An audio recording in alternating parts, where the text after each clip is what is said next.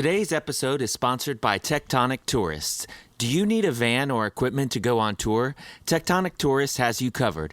Large, reliable vans and great-sounding equipment that bands like Metz, City of Caterpillar, Page 99, Chain Cult, Soul Glow, Infant Island, Soft Kill, and many more have used to tour and play all over North America. If you have a tour coming up, go to tectonictourist.com. Tectonic, like tectonic plates. TECTONIC, tourist.com. Hello, and welcome to Everything Remade, a podcast that I hope is about growth as much as it is about music. I'm Edie Quinn, and we have a great show lined up for you today. Before we get started, though, I'd like to remind you about our Patreon page at patreon.com/humanmachine. Stop by there today to get signed up for exclusive music, comics, zines, and all kinds of other stuff that you won't find anywhere else. That's patreon.com/humanmachine. And now I'd like to play something for you.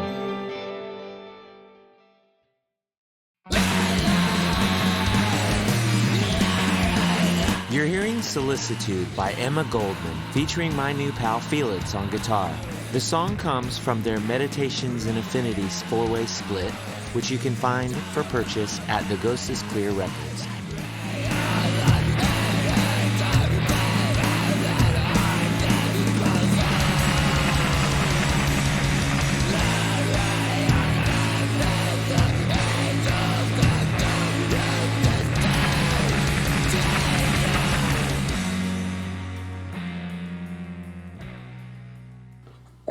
It's a big question because I think there has been so many different moments in my life where that feeling of this is what I have to do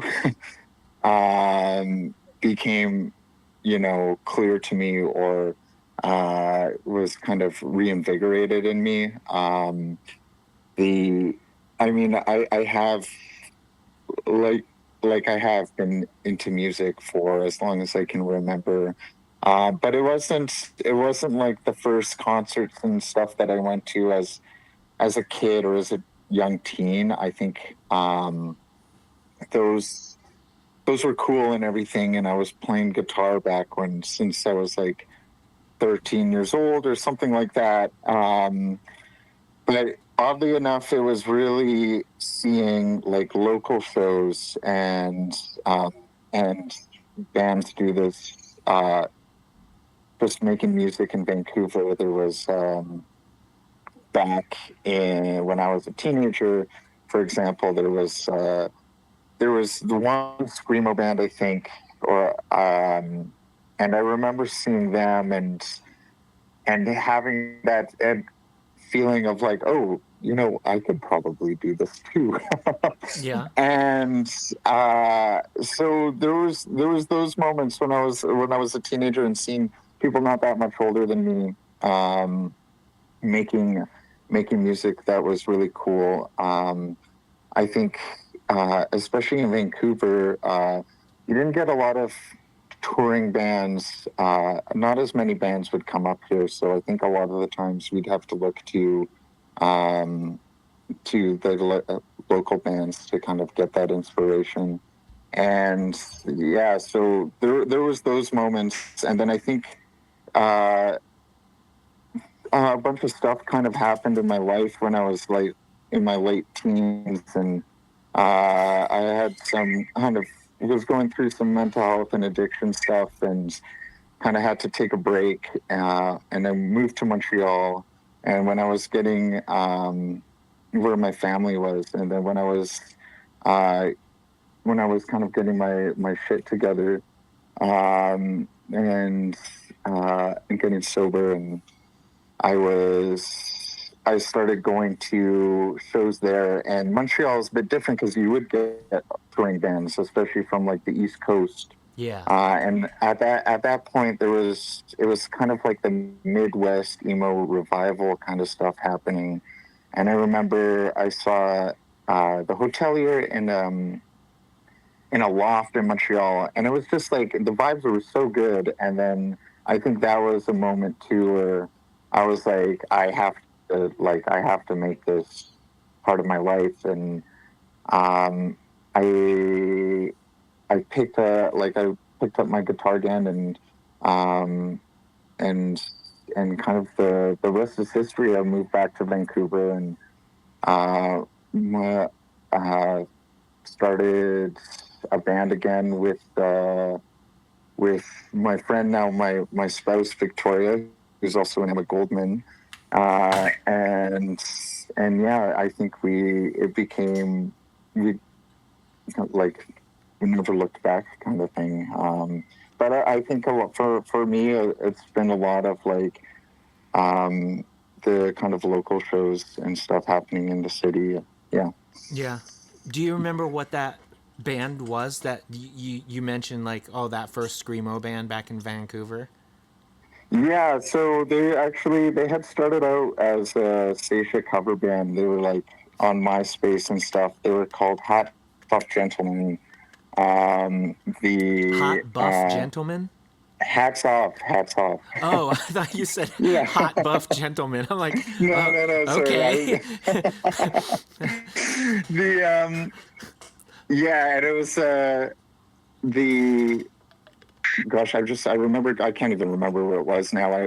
Remembered going to see them play, and it was like the first kind of screamo that I heard that wasn't like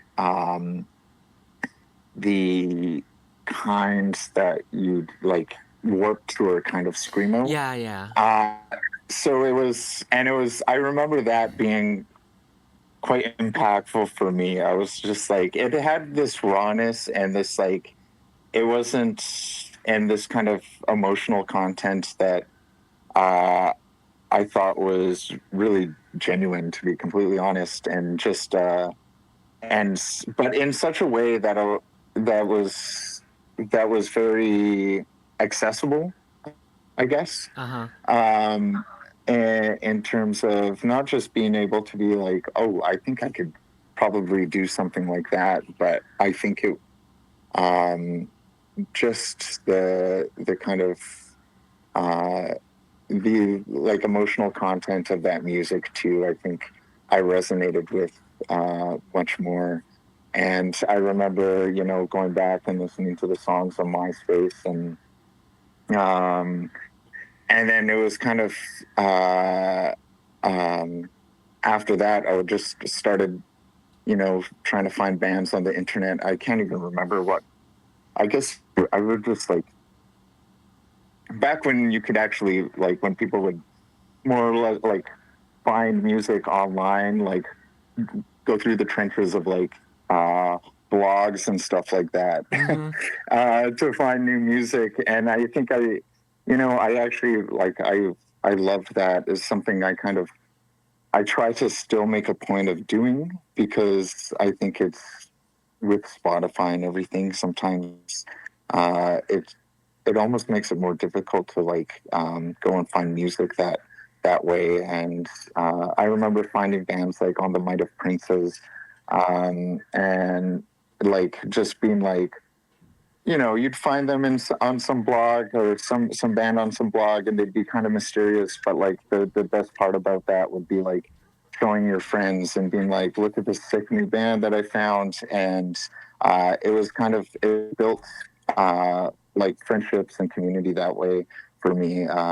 And just being able to share music with friends and stuff. So I think that band in particular and that show, I can't remember where it was, but I think it was super impactful, because that was the moment where I was just like, okay, like this is a whole different kind of music that I've never heard before, that just moved me in such a way.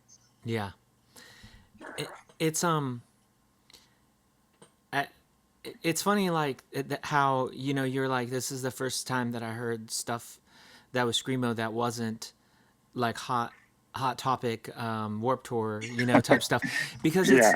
because like that's not, I don't think that's an uncommon thing at all anymore. That, like, of course, people hear My Chemical Romance, or you know, I'm not saying that they're that. You know, they're No, no, no, not at something all. different than that. But the general picture, you know, I'm trying to paint, it's like it's not surprising that someone hears Under Oath before they hear Seisha or whatever. You know, Yeah, and it's so weird to me because, you know, then you got people that are basically, they hear Seisha and they're like, wow, this band is doing it wrong or poorly, or what, you know what I mean? Because it's not yeah, like super polished and like super, you know, I don't know, like everything is like amp effects and metered drum parts, and you know, and this and that, and like it's really weird. Like I personally have I personally have time for bands like Emery and stuff like that. Like I think that it has its own thing that's, you know, worth listening to and stuff. But it's oh yeah, that that style which sort of like that to me, because I was sort of seeing that happen in real time after, like, all my bands were in you know, and all my friends and my bands were playing in screamo bands, like in basements. Like I was seeing yeah, bands like Emery come about like after the fact, where it was like those bands were sort of like, we like what they're doing, but like we could make this sound commercial, and like, yeah, and then you have like, and which is whatever, but that the rub of it is that you have people after the fact being like, they're trying to be like Emery, but they're not good at it. You're like, yeah. no, it's not like the same. And No, so then you have like the 2004, like, this is real screamo, this isn't, like, you know, the real screamo wars of 2004, like, you know, which side were you on? But yeah, it's, I don't know, it is it is funny that, like, you know, there's all these entry points now. You know, you mentioned Spotify, and that's not one that I like. I usually just, it's just like I know people who know people, and so I just see links, I'm still as voracious as I was when I was like looking through liner notes and seeing what bands, the bands I liked, thanked, right? You know, yeah, so it's like if someone I know is in a cool band and they post a link, like I'm going to listen to it. I'm going to go out of my way and listen to it. And yeah, yeah, it's it's wild, like, you know, I was going to say at some point later that, you know, there's a lot of like, there's a lot of talk like about like, oh yeah, this band has like a Italian screamo sound, this band has French, you know, there's a lot of talk about like localization of certain styles with yeah, subgenres or whatever of screamo. When I was when I was listening to y'all, I was definitely like, yeah, this is a Canadian screamo band, like absolutely. And you being like, yeah, these local shows were sort of the most important thing to me, like, sort of like, without knowing like what bands, you know, were super influential to you as far as like sound or whatever, like it still makes a lot of sense, you know. yeah. And I think, I don't know if, you know, people would agree with me across the board, but there's like a there's a there's a sort of like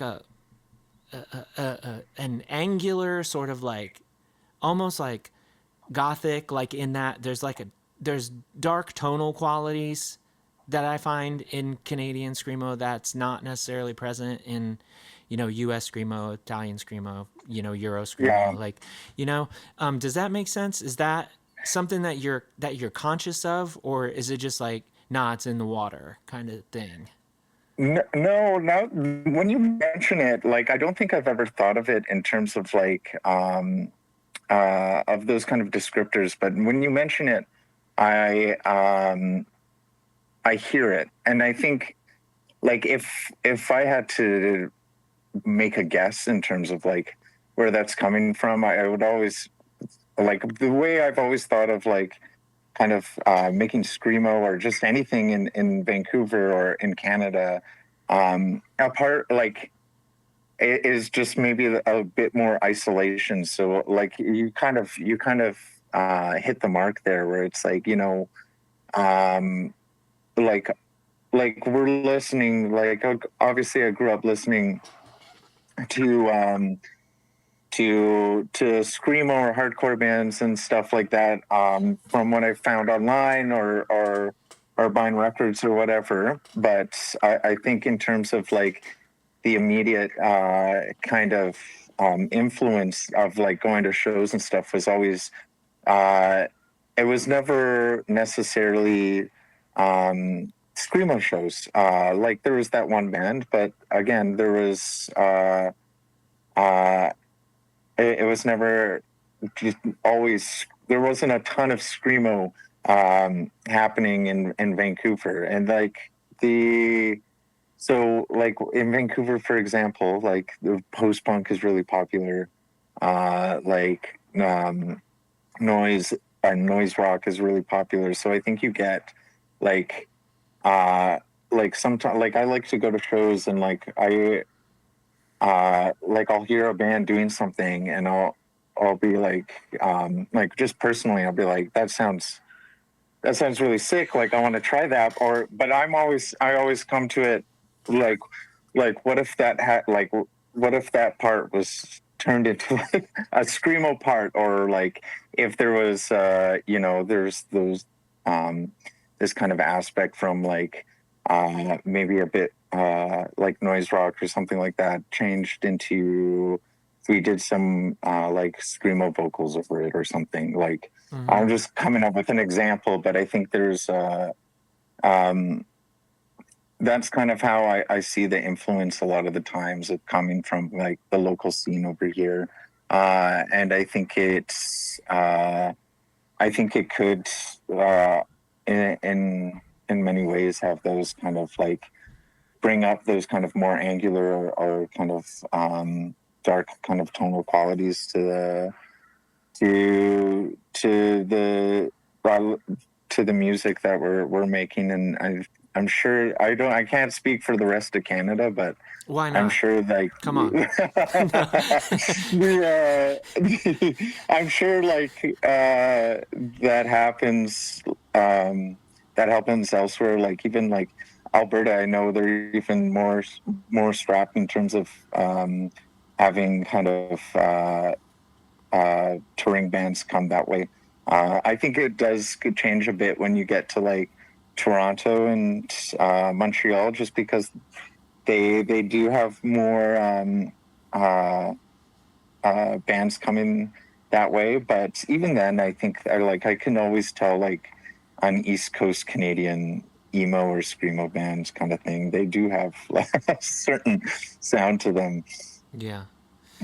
It's it's interesting. I mean, you know, when you say like, you know, you're sort of letting all of these different types of things influence you. Like, I can definitely see that. Like, I mean, just like the song "Nature Reserve," for example. Like that. I mean, that just goes a lot of fucking places. Like, it goes a lot of places in 5 minutes. Yeah. And yeah, I mean, it really it really was kind of like, you know, listening to y'all sometimes is kind of like what's gonna happen next. Like this is like here's like this is almost a Faith No More part, you know, or something, and then the next thing you know, it's like Belle Epoque or something, you know, like and yeah, I don't know, it's really cool. Which I mean, it's,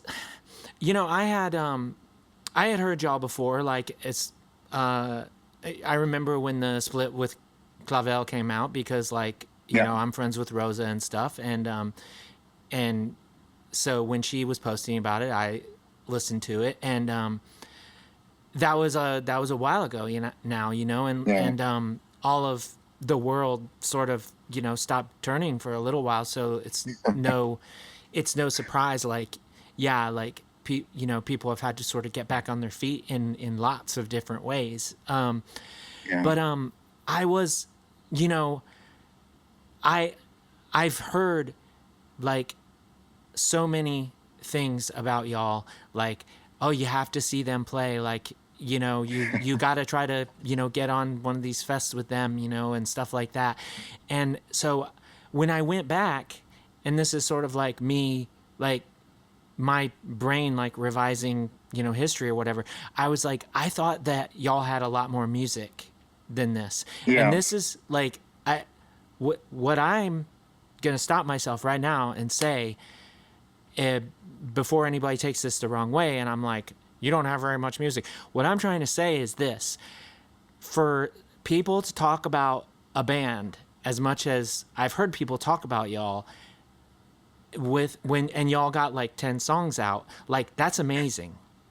Do you feel like that's like that kind of buzz or whatever is out there about y'all, or is it just like we just write the songs when we write the songs and that's it? Maybe more so recently, because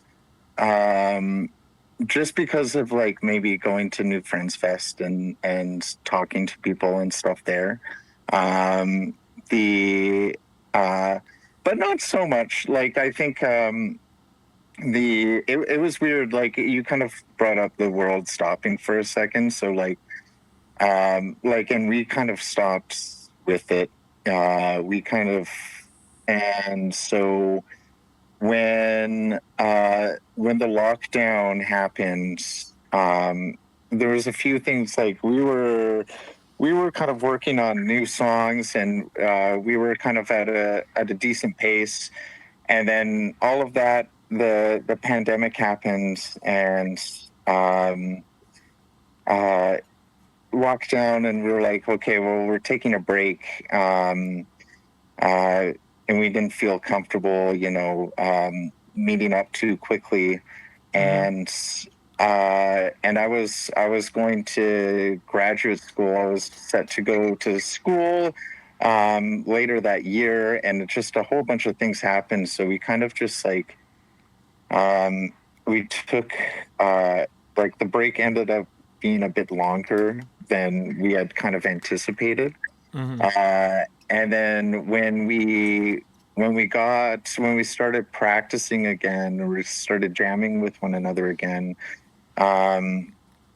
Victoria was playing bass in Emma Goldman, and she was in a hardcore band doing vocals, and that had ended, and she really wanted to do vocals again. So we kind of came up with this idea. It's like, maybe she'll move to vocals. I would do kind of backup or secondary vocals. And then our friend Haley would join on bass. And we thought it would just give us a bit more flexibility and stuff. And so when we came back after lockdowns and school and stuff like that, we came back with a kind of that new lineup, and it felt like a different band almost. I think it just changed in such a way. So it's like those old songs, they still feel like our songs, and like I think what we've tried to do with the new ones and we're just getting a record mixed right now, and like we are still trying to do, like you said, that kind of like you don't know what's happening next, but we're just trying to refine that a bit. So I mean, I'm kind of off point of the question, but I think like I hear it sometimes, but I try to oftentimes it's I can forget it. Yeah. You know? Yeah. And I think it's when I go elsewhere, or like when I see Can of Dave, like that, or we're talking about it or something, that maybe it gets brought up. But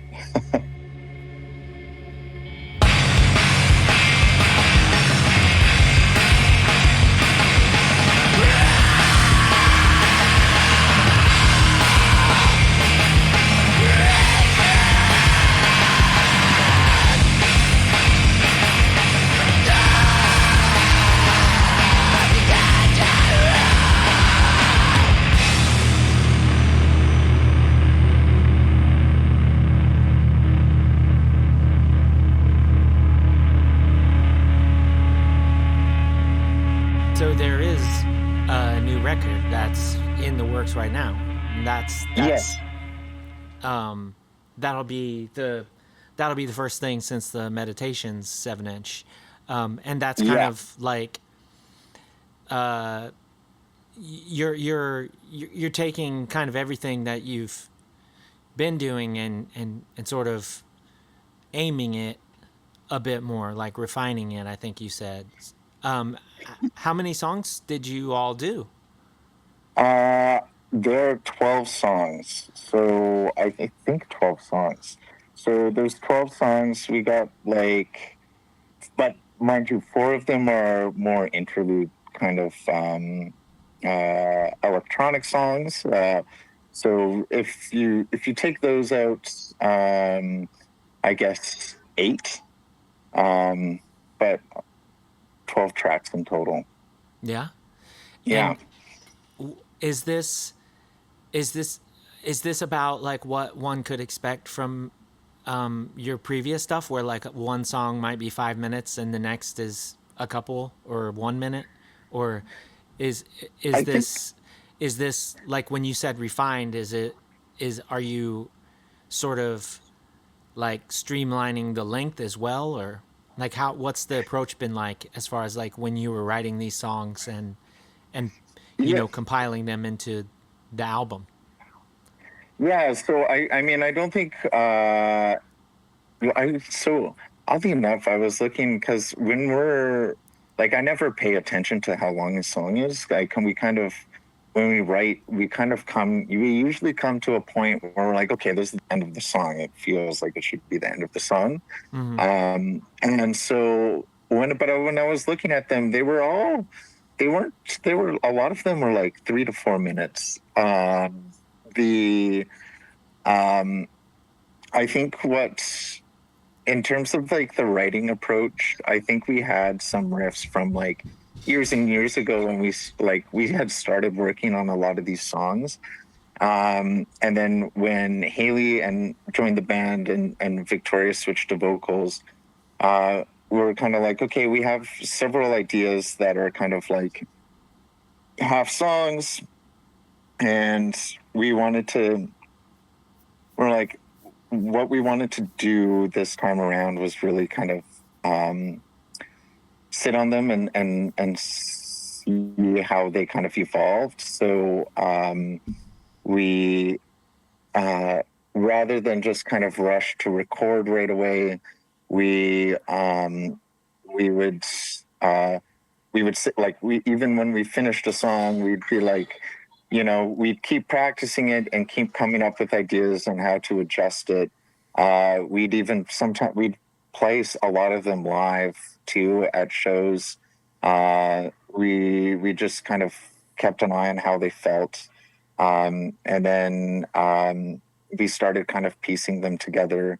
I think one of the ways that we kind of, because like, I think we all recognize that our songs tend to go in places or like move around a lot. And we really wanted to like stretch that concept across a whole album. So we like, even just like the order of the songs was like, I mean, I'm sure it's important for everyone, but we made that like a really kind of a big part of the process too. And how are we going to transition from song to song? And we're really just trying to kind of create a vibe, I guess, but with many different elements and different influences. So I think so the writing process was like a bit longer in that respect, and not to mention like just like life kind of gets in the way sometimes too. But the we and part of the writing process too, like we really wanted to include these kind of electronic interludes as part of it too, and like have that as a kind of a big part of the album too. And so we have these what are we call interludes, but are like 3-minute like breakcore song and or like a 3-minute like a gabber song, that those really came out of me breaking strings all the time on stage and us needing to change tunings. So we wanted to have like, and just being terrible at stage banter in general. And so we were like, okay, how do we like make like these tuning parts and these, what if I break a string or whatever, how can we incorporate that into the show when I'm restringing the guitar, changing tunings?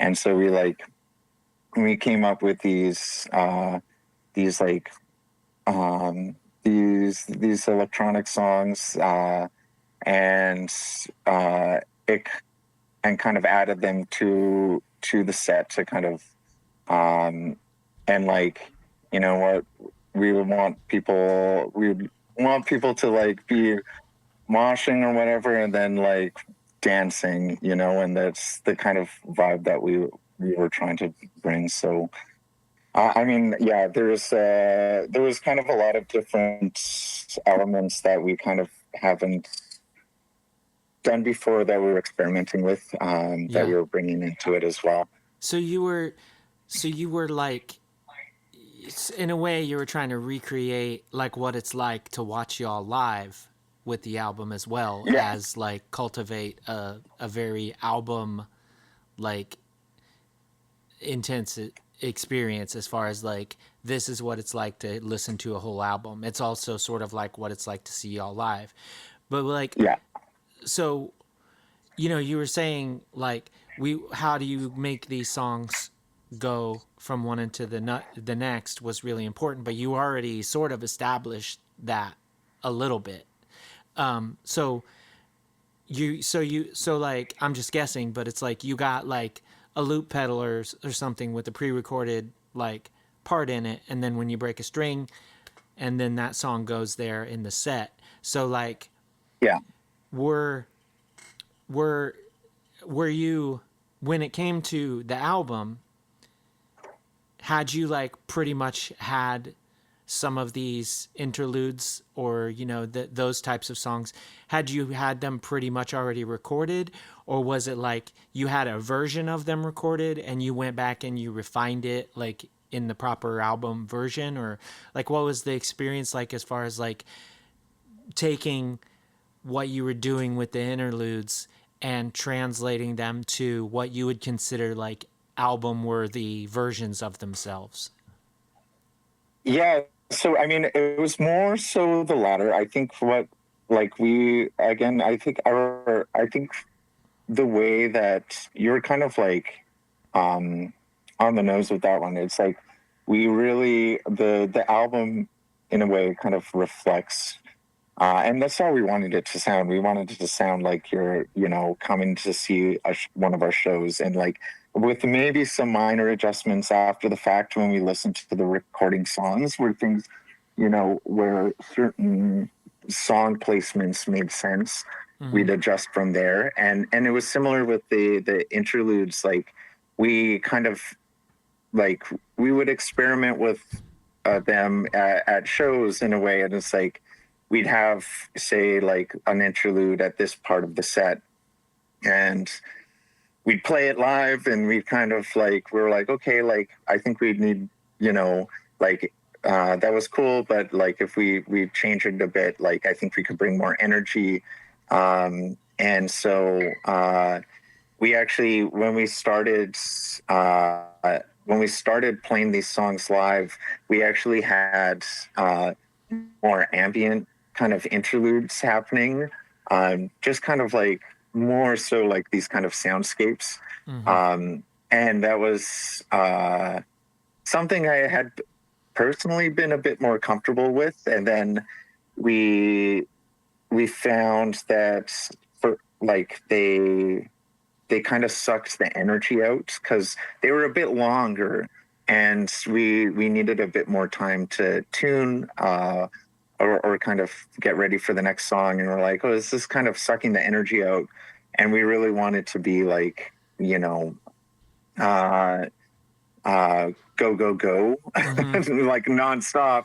And so we switched it up. We to basically like rave music, and then we found that it kept that intensity up. And then with those tracks, we made those, and the and once we made the first rounds of those, it was just adjusting from there on in. I think like we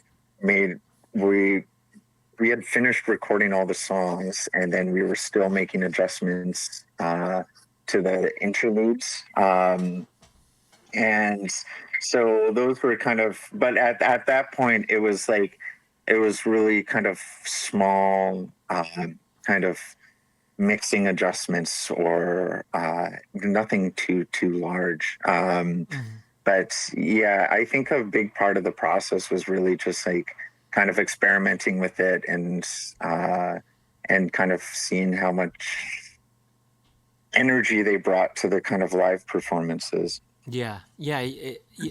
Even if like it's not a, even if you were absolutely like, this is a part of the set, etc. Like there is a sort of like a thing that can happen if it's just like a clean guitar part that's like sort of looping over and over with like some washy feedback or something, like Yeah, where people sort of are like, after a second they're like, okay, this is chill, and then they sort of turn and start talking to their friend, and like that's, yeah, maybe something that like, as you're, trying to keep like the energy level of the show or whatever high, yeah. you're like, I don't want that, like maybe let's like try to inject something. But I want to ask about the recording experience. Did you go to like a studio to do this? Were you recording it yourselves, or what was the situation like recording the album? Yeah, so I mean, so we practice and play a lot of our shows at this venue in town called Redgate. And so the way it's set up is basically there's all these kind of rehearsal studios scattered off into the corners, and in the middle it's a venue, and the we would play there a lot. And the sound tech there, who's a friend of ours, Marisa, she would do sound for us all the time.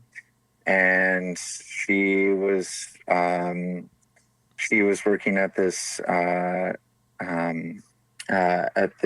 recording studio called Rain City, and she would get time there, or to record bands, and she really wanted to record us. And so we were talking with her, and then we just you know we decided to, when she had some availability come up, and we're like, okay, let's do it. And we went in, and it was a kind of a maybe a bit different of a recording experience than we've had in the past, because we mostly recorded all the instruments in in a few days. And then, but the vocals, because there was quite a few tracks, more than we had been used to, and so we we weren't going to be able to get the vocals done in one day, especially with the multiple takes, and the kind of screaming that we were doing was just like, we were really prone to like losing it, losing our voices after a couple of songs. So Sure. it ended up taking. We ended up, returning when time was available. Sometimes that would be like after Marisa had been recording a band, and we'd come at the end of that session, like later on in night, and lay down a couple of vocal tracks, and we just kind of did it slowly from there. And yeah, so I mean, the Marisa really wanted to record us, but she wanted us to go with someone else to mix it. So we ended up going with Will at Dead Air Studios, and so he's been kind of working away on that, and yeah, so that's where we've kind of been at right now. As the interludes, I guess, were a bit different because we've been kind of messing around with those, but I think we're gonna send those to Will just to make sure they're sound cohesive with the rest of the album, volume wise and stuff. But like those ones, we were making ourselves in like Ableton and stuff like that. So Okay, so they were totally separate from the rest of the record? Okay. Yeah, totally separate. So we just made those in like at our drummer's house, like Pavel's house, and we were just making tracks on Ableton kind of thing. Yeah, that's what I was like.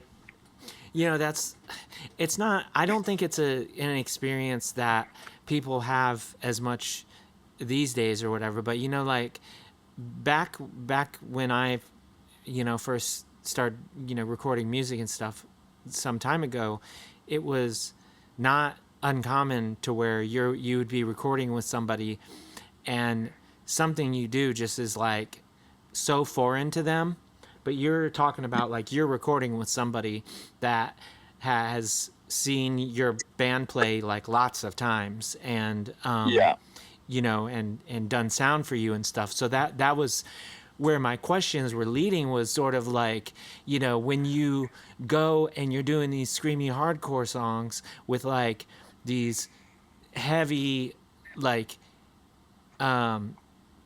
weird guitar riffs going into these really pretty, like clean guitar riffs with all this screaming. And then the next thing, you're throwing down a UK garage track, like like someone that's not familiar with the band might be like, what, like, okay, I just thought I was getting used to the one thing.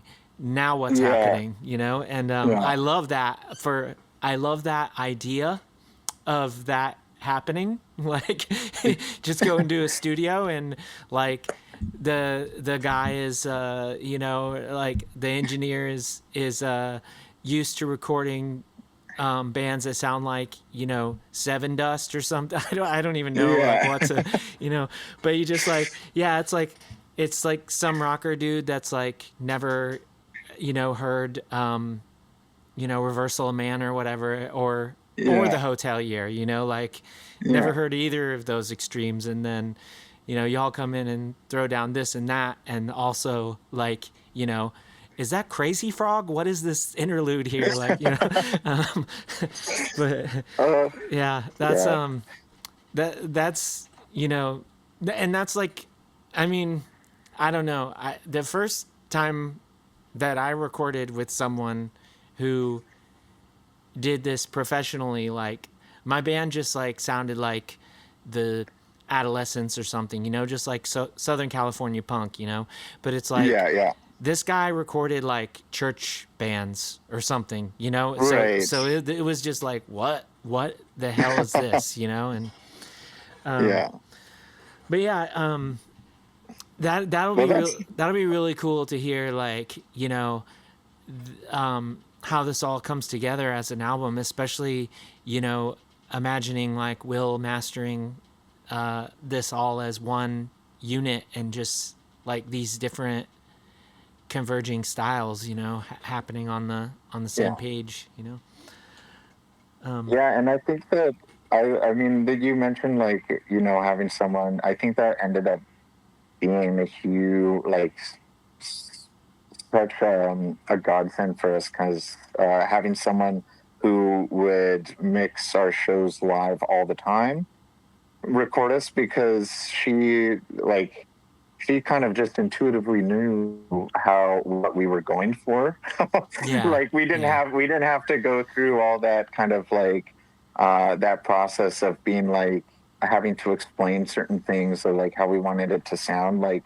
And I honestly I think we've been super and Will has been great mixing it too. Like it just like we wanted it to sound like a live show, and I think it's sounding that way so far to me. So I think it's been like it was really helpful to have Marisa record us because she saw us enough times to get it. And like you're right, like I was there's some times when we play like even New Friends Fest, I would think I was a bit nervous, I guess, about the interludes because I'm like this is like it's coming out of left field a little bit.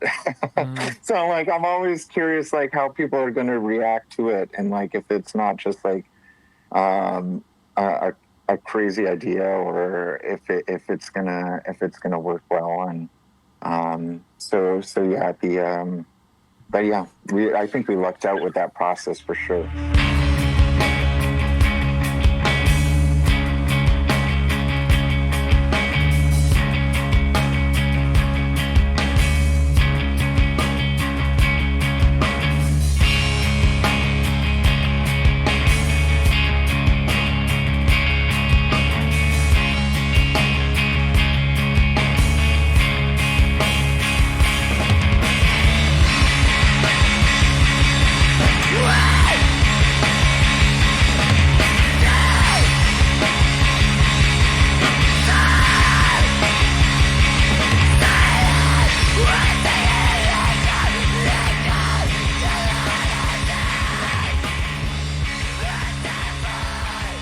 I think that stuff like that is so awesome. Like, I mean, I don't know that they still do this or not. I mean, I like haven't been able to catch them in a long time. But like, one of the first times that we played with Hears, like, they were just like two piece, you know, and every time like one of these like wild, like grindy, loud as hell songs would stop, and then it would just be like 15 seconds of some song that was on the Night at the Roxbury soundtrack would come out of the PA, like, because that was like part of their set.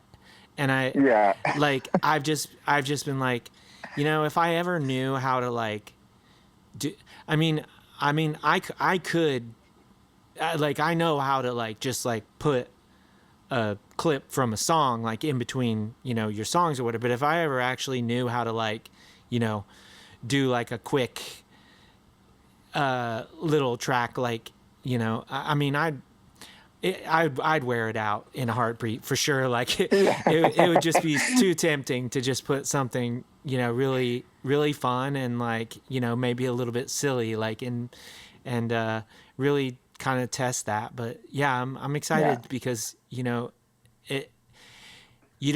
you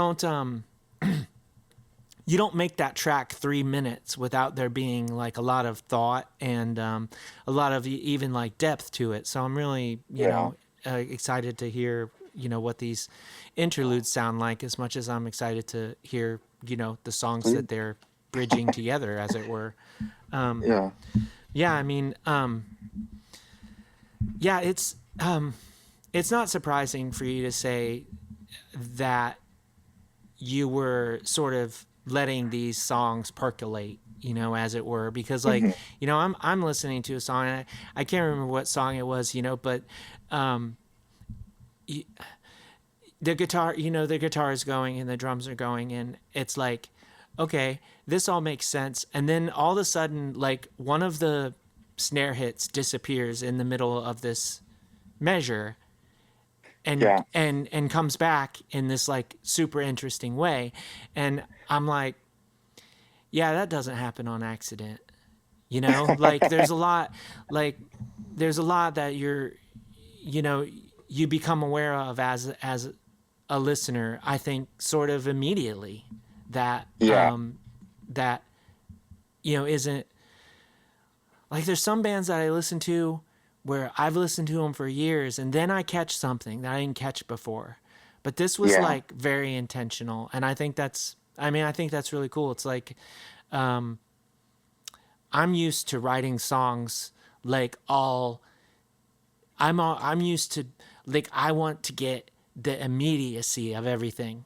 Like I'm like, like, everything about my life is like, I could probably die tomorrow. I got to do this right yeah, now, like, and so it's refreshing to have this sort of like thought and this sort of like deliberacy to all of the decisions that are happening in the album and everything.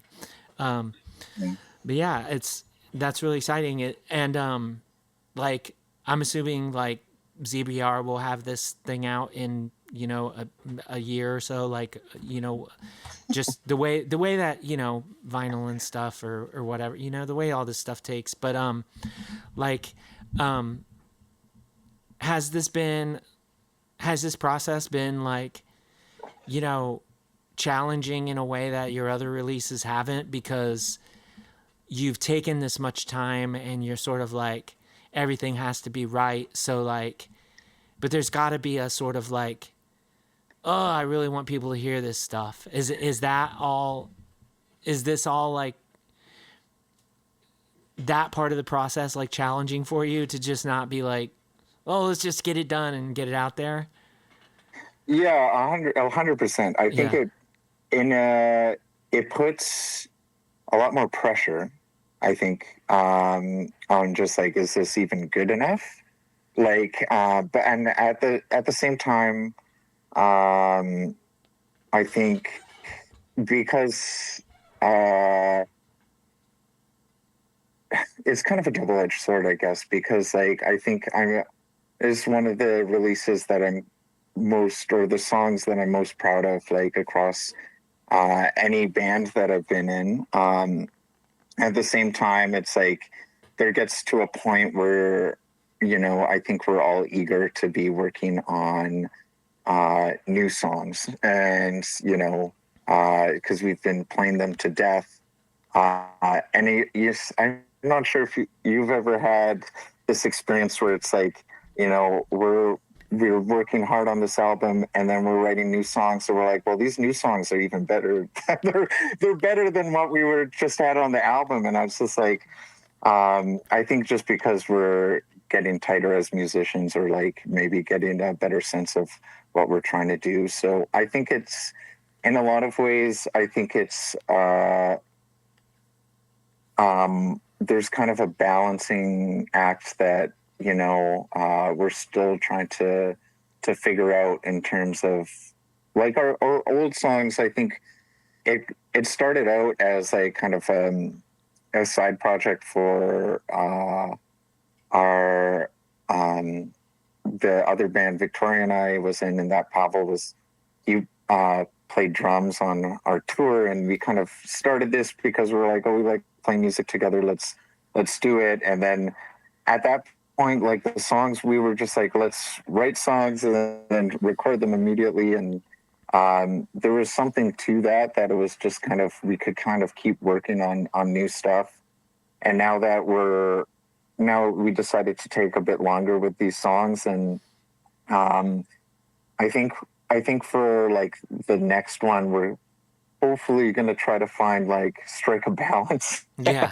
where it's Yeah. just like, let's not work on this for too long, but like, um, and but again, it's always hard because it's like I my experience like recording and like putting out something that, especially when you're putting a lot of work into it, I think the hardest part a lot of the times is like um, the all the extra stuff like is like not necessarily like um, recording or writing the songs, but it's like coming out with mixing notes that we can all agree on, or like figuring out what we're going to do for album art and all this other kind of like stuff that uh, can also take quite a bit of time sometimes.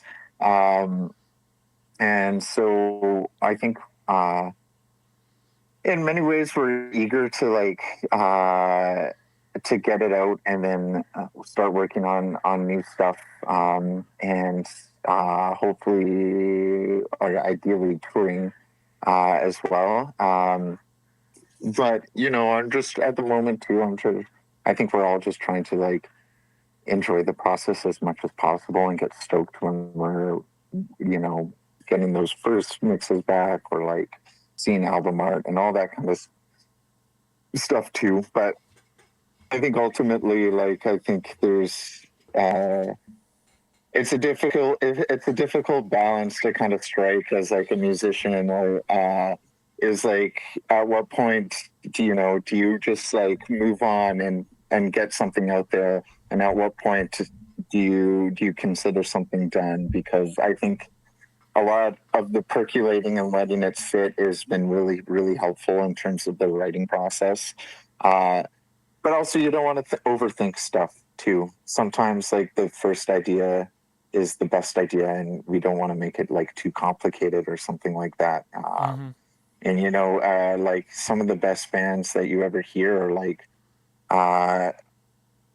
you'll hear like a demo tape, and you're just like, okay, like I've been working on songs for like letting these percolate for like over a year, and this band has just like got together and jammed out 4 songs that are doing like that are doing crazy shit that is like Yeah. you know what I mean? It's just like Yeah. sometimes you just gotta like stick with like what sounds awesome right off the get-go and go with it. Yeah. You're like, what are I mean, you're like these people have been these people have been playing together for 1 month. Like, are they fucking savants or what? Like, what is this? Yeah, seriously. Yeah. It's wild. Oh gosh. But it's yeah, it is. I do absolutely know like where it's like I've one of the biggest you know challenges or whatever is just like making those decisions, whether it's like we'll keep tinkering with this or it's done. Like that's still a Yeah. decision. And like I've kind of almost like like I don't know anything about like George Clooney. He's probably like not a good person. I don't know. He is a good person. But like one thing he says about his movies or whatever is he does one for them and one for him. And like Yeah. that's kind of what it's like. There's a part of the decision making that I'm sort of like, you know, I'll let the id have one and the ego have one, or what, however you Yeah. want to put that, where it's like you kind of like, well, this idea, that path feels very organic, but Yeah. does that mean that it feels that way because it's the most obvious? So sometimes I'm like, I want to push against that as much as possible. And so that's where like I've sort of developed this like where it's like, nope, now it's time to say no to that because that was too Yeah. easy or whatever, and I don't know. I do also think it's funny that like literally no one like outside of your band or whatever knows like the difference between the two. You know what I mean? Yeah.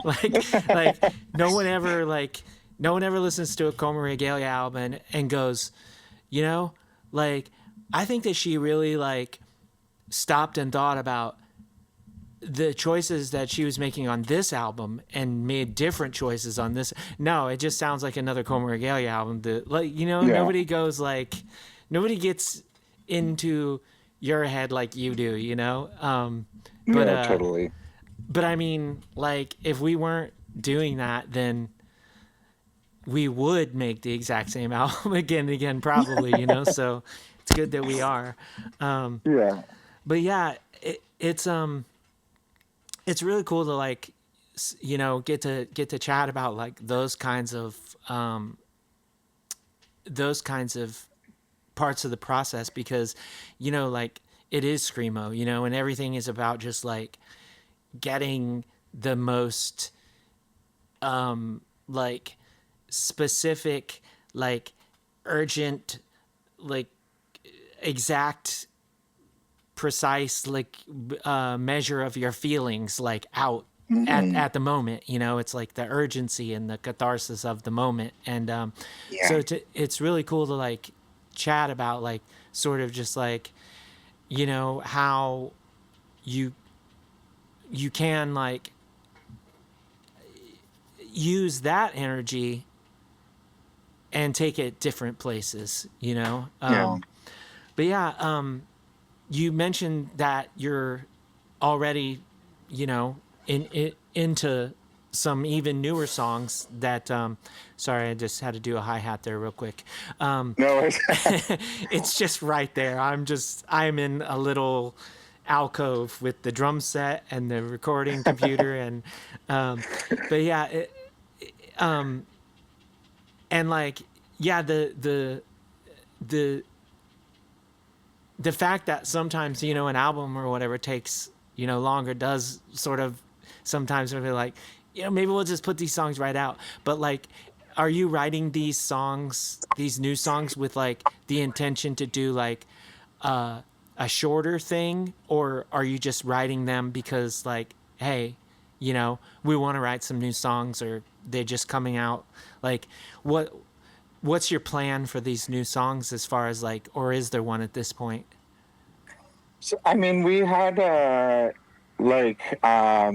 think what we want to do was like you know, write some songs and like, you know, bring not bring the fun back in it because it's a different kind of fun, but like, you know, just like maybe stuff for like splits or something something like that, you know, where it's like um uh you know, where we're just like um writing songs, you know, not with a kind of a larger kind of piece in mind. Yeah.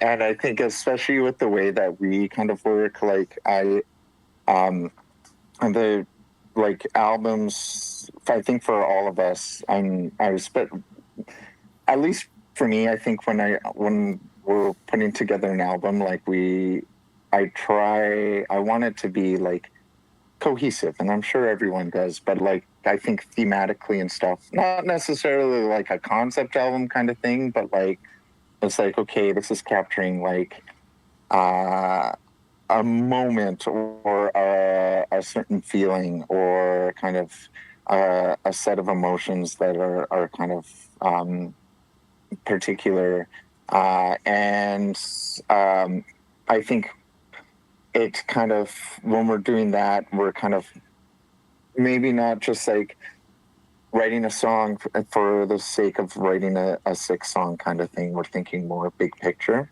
Mm-hmm. So I think what we were trying with a couple of these songs is just like, you know, get some songs written.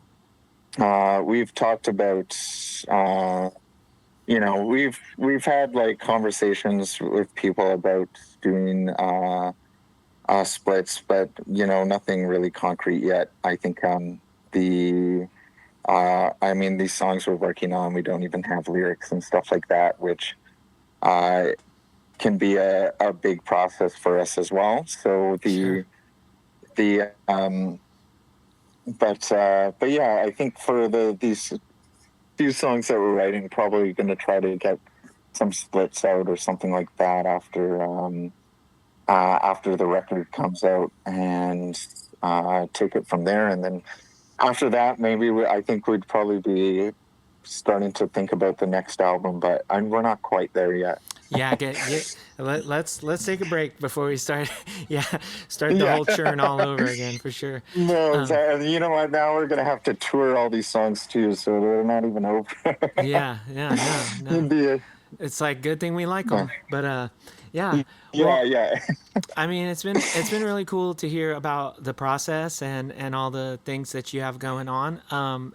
As we sort of wrap up, like, do you have any shows that you can plug, like coming up soon, um, or like, do you just want to tell people where they can like tune in to hear about stuff that's coming down the line? Yeah, so I mean, you can always find us on Instagram. Pretty much everything gets put on there nowadays. So it's at Emma Goldman Band. Emma Goldman Band, sorry. Yeah. Our next show, I'm actually pretty excited for. So we're playing in Victoria, so on Vancouver Island with Drive Your Plow, Morne Recif, and Coup d'etat. So Drive Your Plow, I think you had Jens on a short while ago. Yeah, great band. Yeah, and Morne Recif is Dave's new band on the island, and Coup d'etat is a Vancouver Island screamo band too. So again, it was like kind of calls back to our earlier on in our conversation, like how there's not a ton of screamo bands out in Vancouver. Fortunately, these days they're kind of growing a little bit, but this is still, it's not too often that you get a like all screamo bill in BC. So we're excited about that. That's on August 24th. Okay. Next, August 24th. But yeah, after that, I think we have a couple more shows. We have one in September, but I don't think there's anything out about that yet. So anyways, Emma Goldman Band, that's where you can find it all.